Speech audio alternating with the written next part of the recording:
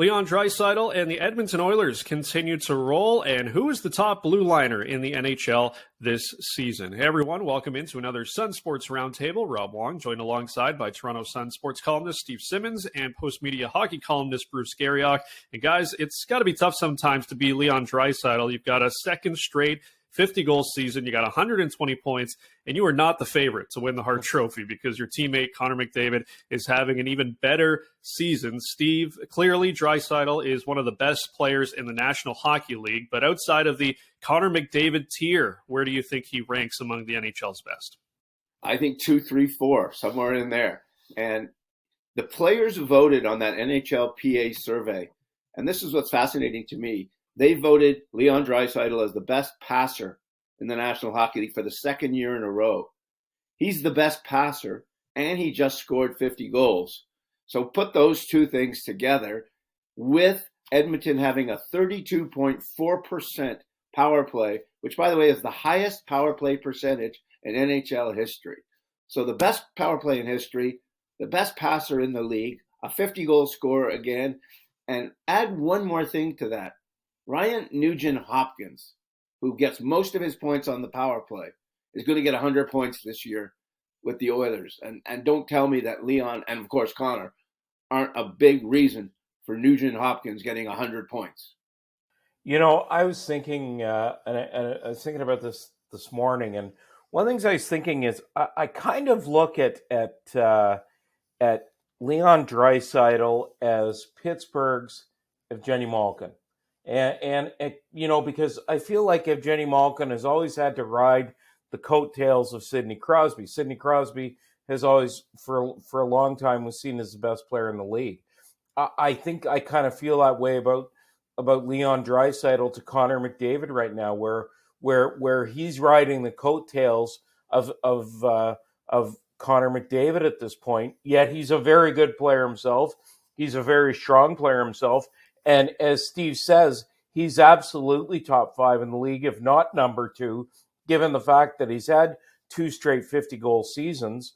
You know, something we only saw here in Ottawa when Danny Heatley was here. And the thing I like about Draisaitl is he's not just a one-dimensional player. I mean, he does a lot of things, and he does a lot of things right.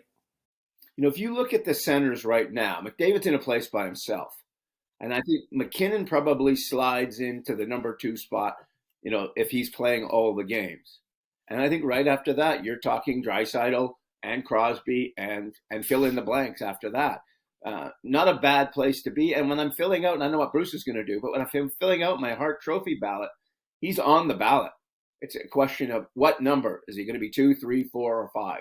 And I think, you know, he's going to be in one of those spots when I finish up writing. He's absolutely going to be on my ballot too. There's no question about it, Steve. I look at him right now and I see the way he's playing and what he's accomplished there this season. I don't see any question. Speaking of award races, the Norris Trophy race is an interesting one with the seasons that Erik Karlsson, Rasmus Dahlin, Adam Fox, and others have had. Bruce, who in your mind has been the top defenseman in the league this year? Well, gosh, you know, it's tough because I think that Erik Karlsson has most certainly returned to form. I don't think there's any question about it. He's playing with the kind of form that saw him win 2 Norris trophies while he was with the Senators. And I look at him and I think he absolutely has to be on the ballot. But I also think you have to look at guys like a guy like Adam Fox, who's you know had a great year and has helped the New York Rangers an awful lot. It's going to be a very difficult decision. If you ask me today, if you said today, I'd probably lean towards Karlsson. Now that might be a little bit of bias on my part, though, guys, because I watched him in Ottawa for so many years and I appreciate his talents, but it's going to be interesting. I love the way Erik Karlsson plays. I don't love the way Erik Karlsson plays defense. And that's the problem that I have with him as a player and him as a Norris Trophy candidate. This year, he's going to win, by the way. He's going to win because the voters are – oh, yeah, I think he's going to run away with it. I think the voters fall in love with points. They do. Now I'm going to go the other side. Erik Karlsson is the leading scorer. He's going to get 100 points. He's been on the ice for 112 goals against. Now, to put that number into context, Drew Doughty in Los Angeles, 60 goals against. Adam Fox, you mentioned, Bruce, 51 goals against. That's 60 fewer goals than Karlsson. Hampus Lindholm in Boston, who's had a magnificent year, 41 goals against. So Karlsson's almost been on the ice for 3 times more goals than Lindholm. To me, the definition of the award is best defenseman. That means stopping the other team from scoring. He's done a magnificent job on the one side of the ice, and on the other side, he's going to be on my ballot, but he's not going to be top 3. Well, and it's interesting. The reason I was trying to interrupt there is when you said you think he'll win because the voters get caught up with points, and certainly I'm caught up with points in this one, and past experience in seeing Erik Karlsson so much.